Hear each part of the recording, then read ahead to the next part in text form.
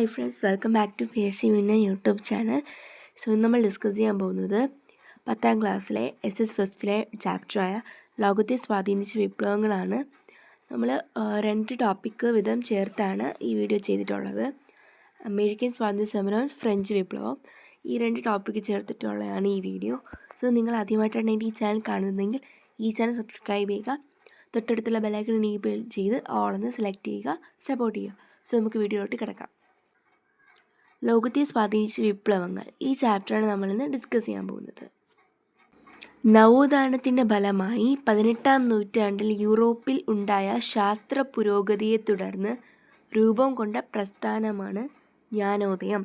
നവോത്ഥാനത്തിൻ്റെ ഫലമായി 18ാം നൂറ്റാണ്ടിൽ യൂറോപ്പിലുണ്ടായ ശാസ്ത്ര പുരോഗതിയെ തുടർന്ന് രൂപം കൊണ്ട പ്രസ്ഥാനമാണ് ജ്ഞാനോദയം. ജ്ഞാനോദയ ചിന്തകർ പ്രചരിപ്പിച്ച ആശയങ്ങളാണ് സ്വാതന്ത്ര്യം, ജനാധിപത്യം, സമത്വം, ദേശീയത. സ്വാതന്ത്ര്യം, ജനാധിപത്യം, സമത്വം, ദേശീയത, ഈ 4 കാര്യങ്ങളാണ് ജ്ഞാനോദയ ചിന്തകർ പ്രചരിപ്പിച്ച ആശയങ്ങൾ. നമ്മൾ ഈ പാഠം തുടങ്ങുമ്പോൾ തന്നെ ഒരു കവി പറഞ്ഞിട്ടുള്ള വചനങ്ങളുണ്ട്. സ്വാതന്ത്ര്യം തന്നെ അമൃതം, സ്വാതന്ത്ര്യം തന്നെ ജീവിതം, പാരതന്ത്ര്യം മാനികൾക്ക് മൃതിയേക്കാൾ ഭയാനകം. ഇത് എഴുതിയത് ഒരു ഉദ്ബോധനം എന്ന കൃതിയിലാണ്. കുമാരനാശാൻ്റെയാണ് ഈ വരികൾ. പാഠത്തിൻ്റെ തുടക്കം തന്നെ തന്നിട്ടുള്ളത് കൊണ്ടാണ് പറഞ്ഞത്. ഈ വരികൾ എഴുതിയത് കുമാരനാശാനാണ്. അതുപോലെ ആദ്യകാല വിപ്ലവങ്ങൾക്ക് പ്രേരകമായ ഒരു പ്രധാന ഘടകമാണ് നവോത്ഥാനം അല്ലെങ്കിൽ റിനൈസൻസ് എന്ന് പറയുന്നത്. അമേരിക്കൻ സ്വാതന്ത്ര്യ സമരം 18ാം നൂറ്റാണ്ടിൻ്റെ 2ാം പകുതിയിൽ വടക്കേ അമേരിക്കയുടെ വിവിധ ഭാഗങ്ങളിൽ മുഴങ്ങിക്കേട്ട മുദ്രാവാക്യം ഏതാണ്? പ്രാതിനിധ്യമില്ലാതെ നികുതിയില്ല, അതായത് നോ ടാക്സേഷൻ വിതൗട്ട് റെപ്രസെൻറ്റേഷൻ. 18ാം നൂറ്റാണ്ടിൻ്റെ 2ാം പകുതിയിൽ വടക്കേ അമേരിക്കയുടെ വിവിധ ഭാഗങ്ങളിൽ മുഴങ്ങിക്കേട്ട മുദ്രാവാക്യമാണ് പ്രാതിനിധ്യമില്ലാതെ നികുതിയില്ല, നോ ടാക്സേഷൻ വിതൗട്ട് റെപ്രസെൻറ്റേഷൻ. ഈ മുദ്രാവാക്യത്തിൻ്റെ ഉപജ്ഞാതാവാണ് ജെയിംസ് ഓട്ടിസ്. ജെയിംസ് ഓട്ടീസാണ് ഈ മുദ്രാവാക്യത്തിൻ്റെ ഉപജ്ഞാതാവ്. ഭരണപരമായും സാമ്പത്തികമായും സൈനികമായും ഒരു രാജ്യം നിയന്ത്രണം സ്ഥാപിച്ച പ്രദേശം അറിയപ്പെടുന്നത് കോളനി എന്ന പേരിലാണ്. ഭരണപരമായും സാമ്പത്തികമായും സൈനികപരമായും ഒരു രാജ്യം നിയന്ത്രണം സ്ഥാപിച്ച പ്രദേശം അറിയപ്പെടുന്ന പേരാണ് കോളനി. കോളനികളിൽ നിയന്ത്രണം സ്ഥാപിക്കുന്ന രാഷ്ട്രത്തെ കൊളോണിയൽ മേധാവി എന്ന് പറയും. വടക്കേ അമേരിക്കയിലെ ആകെ കോളനികളുടെ എണ്ണം 13 വടക്കേ അമേരിക്കയിലെ കോളനികളുടെ എണ്ണം 13. ഇംഗ്ലണ്ടിലെ രാജാവിൻ്റെ മതപീഡനത്തെ തുടർന്ന് 17ാം നൂറ്റാണ്ടിൽ മെഫ്ലവർ എന്ന കപ്പലിൽ അമേരിക്കയിലെത്തിയ ഇംഗ്ലീഷുകാരനാണ് അവിടെ കോളനികൾ സ്ഥാപിച്ചത്. ഇംഗ്ലണ്ടിലെ ഒരു രാജാവിൻ്റെ മതപീഡനത്തെ തുടർന്ന് 17ാം നൂറ്റാണ്ടിൽ മെഫ്ലവർ എന്ന കപ്പലിൽ അമേരിക്കയിലെത്തിയ ഇംഗ്ലീഷുകാരനാണ് അവിടെ കോളനികൾ സ്ഥാപിച്ചത്. ഈ അമേരിക്കയിൽ കോളനികൾ സ്ഥാപിച്ചവർ അറിയപ്പെടുന്നത് തീർത്ഥാടക പിതാക്കൾ അല്ലെങ്കിൽ പിൽഗ്രിം ഫാദേഴ്സ് എന്ന പേരിലാണ്. അമേരിക്കയിലെ കോളനികൾ സ്ഥാപിച്ചവരെ അറിയപ്പെടുന്നത് തീർത്ഥാടക പിതാക്കൾ അല്ലെങ്കിൽ പിൽഗ്രിം ഫാദേഴ്സ് എന്ന പേരിലാണ്.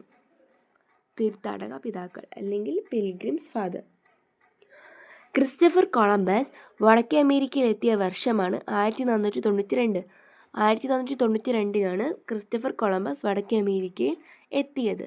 ഇന്ത്യയിലെ ജനങ്ങൾ എന്ന് കരുതി വടക്കേ അമേരിക്കയിലെ ജനങ്ങളെ ഇന്ത്യക്കാർ എന്ന് വിളിച്ച വ്യക്തിയാണ് ക്രിസ്റ്റഫർ കൊളംബസ്. ഇന്ത്യയിലെ ജനങ്ങൾ എന്ന് കരുതി വടക്കേ അമേരിക്കയിലെ ജനങ്ങളെ ഇന്ത്യക്കാർ എന്ന് വിളിച്ച വ്യക്തിയാണ് ക്രിസ്റ്റഫർ കൊളംബസ്.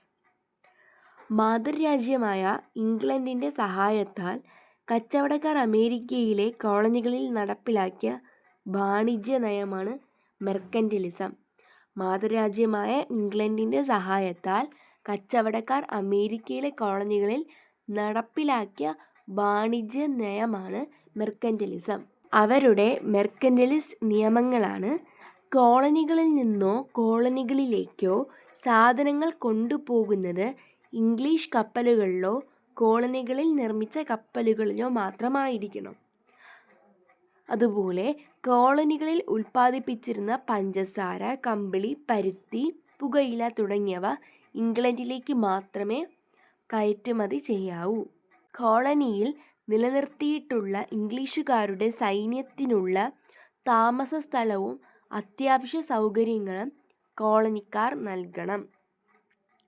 കോളനികളിലെ നിയമപരമായ പ്രമാണങ്ങൾ, വർത്തമാനപത്രങ്ങൾ, ലഘുരേഖകൾ, ലൈസൻസുകൾ തുടങ്ങിയവയെല്ലാം ഇംഗ്ലണ്ടിൻ്റെ മുദ്ര പതിക്കണം. അതുപോലെ കോളനിയിലേക്ക് ഇറക്കുമതി ചെയ്യുന്ന തേയില, ഗ്ലാസ്, കടലാസ് എന്നിവയ്ക്ക് ഇറക്കുമതി ചുങ്കം നൽകണം. ഇത്തരം ഉള്ള 5 കാര്യങ്ങളാണ് മെർക്കന്റിലിസ്റ്റ് നിയമങ്ങളെന്ന് പറയുന്നത്. ഈ പറഞ്ഞതിൽ തന്നെ നിന്നിട്ടുള്ള 2 ക്വസ്റ്റ്യൻസ് ആണ് അടുത്തത്. മെർക്കന്റിലിസ്റ്റ് നിയമം അനുസരിച്ച് കോളനികളിൽ ഉൽപ്പാദിപ്പിച്ച് ഇംഗ്ലണ്ടിലേക്ക് മാത്രം കയറ്റി അയക്കാവുന്ന ഉൽപ്പന്നങ്ങളാണ് പഞ്ചസാര, കമ്പിളി, പരുത്തി, പുകയില. കോളനികളിലേക്ക് ഇറക്കുമതി ചെയ്യുമ്പോൾ ഇറക്കുമതി ചുങ്കം നൽകേണ്ട വസ്തുക്കളാണ് തേയില, ഗ്ലാസ്, കടലാസ്. യുദ്ധം ആരംഭിക്കുന്നതിന് മുൻപ് തന്നെ വിപ്ലവം നടപ്പിലാക്കി കഴിഞ്ഞിരുന്നു, അത് ജനങ്ങളുടെ ഹൃദയത്തിലായിരുന്നു എന്ന് പറഞ്ഞ വ്യക്തിയാണ് ജോൺ ആദംസ്.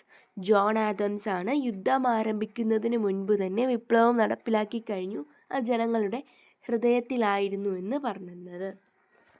ഇംഗ്ലീഷ് ഗവൺമെൻറ് തേയിലയുടെ മേൽ ഉയർന്ന നികുതി ചുമത്തിയതിനെതിരായി അമേരിക്കയിൽ നടന്ന ശക്തമായ പ്രതിഷേധം ഏതാണ്? അതാണ് ബോൺസ്റ്റൺസ് ടീ പാർട്ടി. ബോൺസ്റ്റൺസ് ടീ പാർട്ടിയാണ് ഇംഗ്ലീഷ് ഗവൺമെൻറ് തേയിലയുടെ മേൽ ഉയർന്ന നികുതി ചുമത്തിയതിനെതിരായി അമേരിക്കയിൽ നടന്ന ശക്തമായ പ്രതിഷേധം. ഇതെന്നാണ് നടന്നിരുന്നത്? 1773 ഡിസംബർ 16. 1773 ഡിസംബർ 16 ബോൺസ്റ്റൺ ടീ പാർട്ടി നടന്നിരുന്നത്. 1-ാം കോണ്ടിനെൻ്റൽ കോൺഗ്രസ് സമ്മേളനം നടന്ന വർഷം 1774. അത് ഫിലാഡൽഫിയയിൽ വെച്ചിട്ടാണ് നടന്നിരുന്നത്. ജോർജ് വാഷിങ്ടണിനെ കോണ്ടിനെൻ്റൽ സൈന്യത്തിൻ്റെ തലവനായി തിരഞ്ഞെടുത്ത കോൺഗ്രസ് സമ്മേളനമാണ് 2-ാം കോണ്ടിനെൻ്റൽ സമ്മേളനം. 2-ാം കോണ്ടിനെൻ്റൽ സമ്മേളനമാണ് ജോർജ് വാഷിങ്ടണിനെ കോണ്ടിനെൻ്റൽ സൈന്യത്തിൻ്റെ തലവനായി തിരഞ്ഞെടുത്തത്. കോമൺ സെൻസ് എന്ന ലഘുരേഖ എഴുതിയത് തോമസ് പെയിൻ. തോമസ് പെയിനാണ് കോമൺ സെൻസ് എന്ന ലഘുരേഖ എഴുതിയത്. തോമസ് പെയിനാണ്. അമേരിക്കൻ സ്വാതന്ത്ര്യ പ്രഖ്യാപനം നടന്ന വർഷം 1776 ജൂലൈ 4. 1776 ജൂലൈ 4 അമേരിക്കൻ സ്വാതന്ത്ര്യ പ്രഖ്യാപനം നടന്നിരുന്നത്.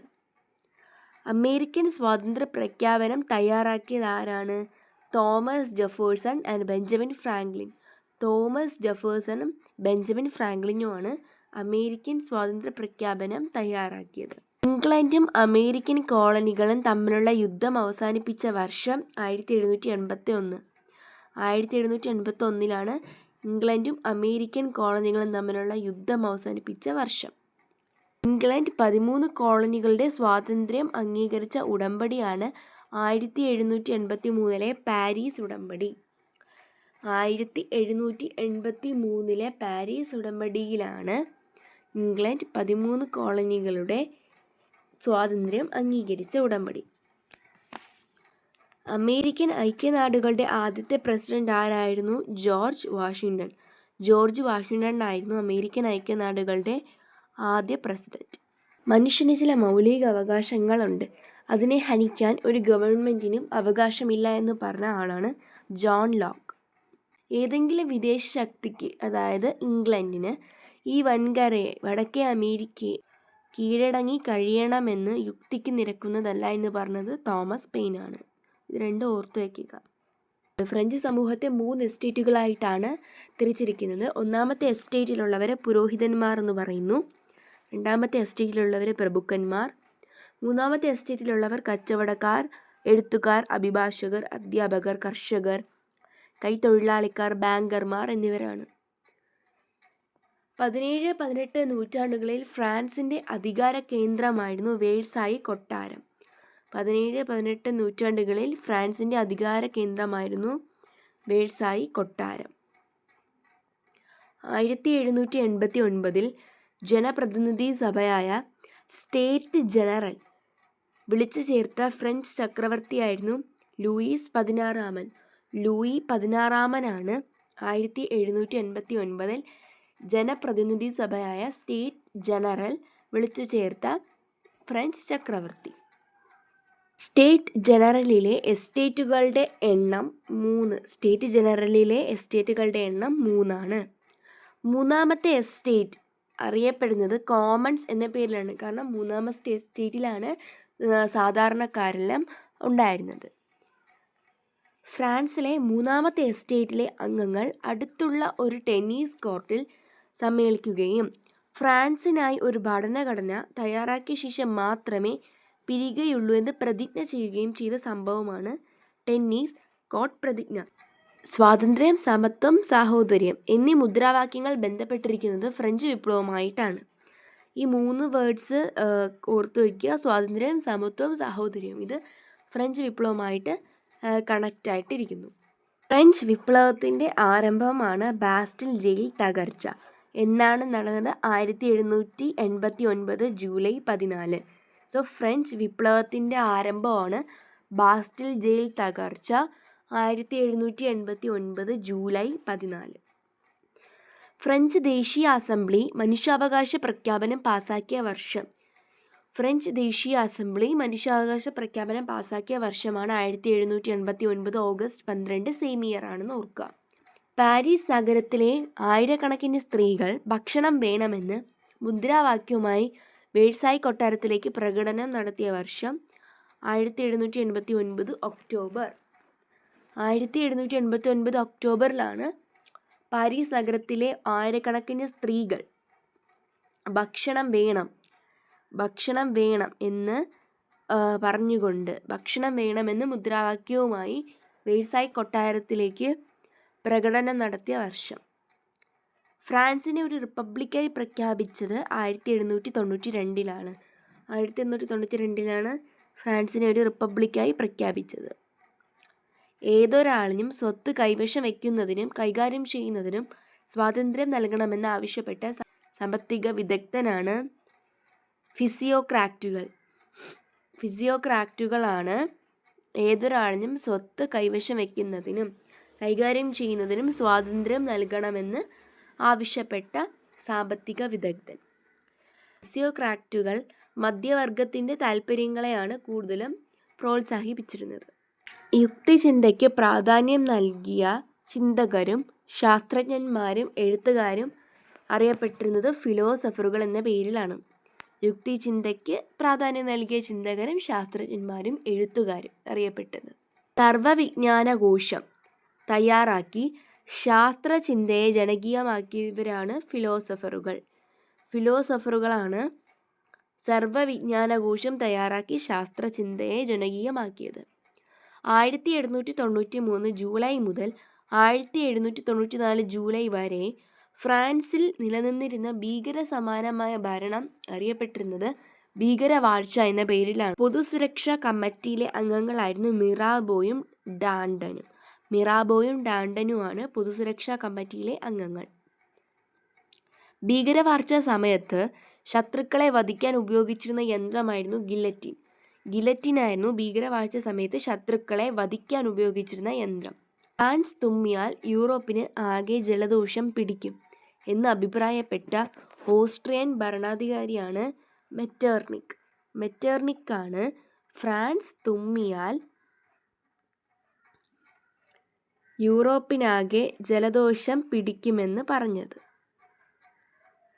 ഫ്രഞ്ച് വിപ്ലവത്തിൻ്റെ ഓർമ്മയ്ക്കായി തലസ്ഥാനമായ ശ്രീരംഗപട്ടണത്ത് സ്വാതന്ത്ര്യത്തിൻ്റെ മാര്യം നടുകയും